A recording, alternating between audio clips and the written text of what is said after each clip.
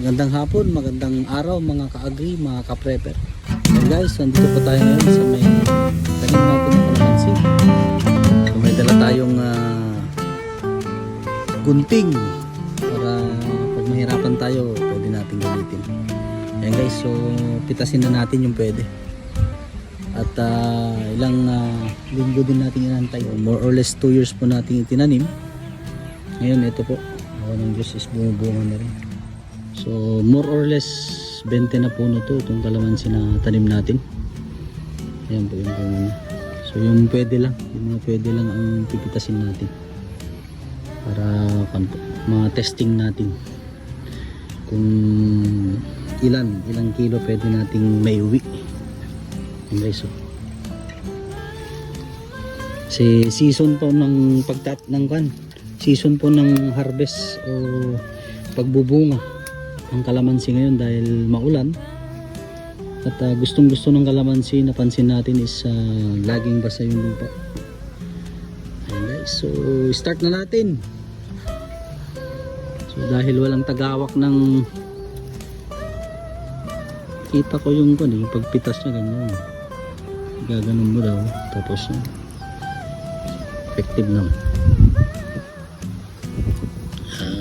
Kahit pala hindi ka gumamit ng gunting, okay pala. Kasi wag nating natanggal sayang. Pulsa na lang natin, kainin natin maya. Maganda rin pong gawing vitamin C, natural vitamin C po to, pampalakas ng immune system, pangontra ng sipon, ubo, trangkaso. Yun po, medyo okay na siya. Gumamit na lang tayo ng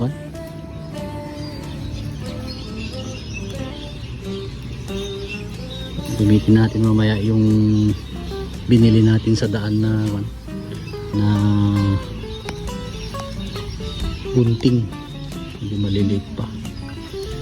So next week hopefully guys. Kasi tayong tagahawak ng cellphone.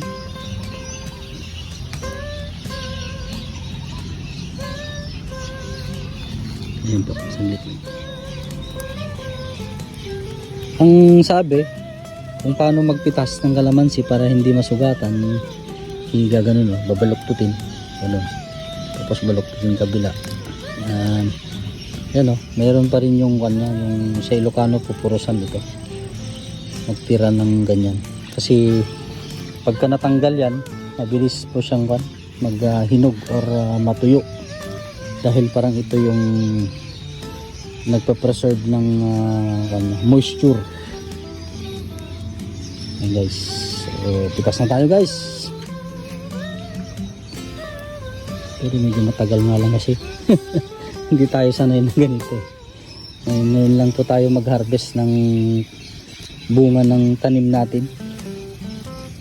Ayan po, kaya may pasensya na, medyo matatagalan konti. Tsaga-tsaga lang, matututunan din natin.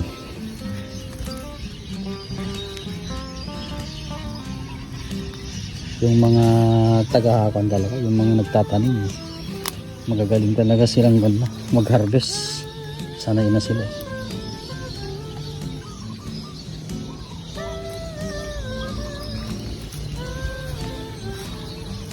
Hinog na hinog nakikita. Ayun.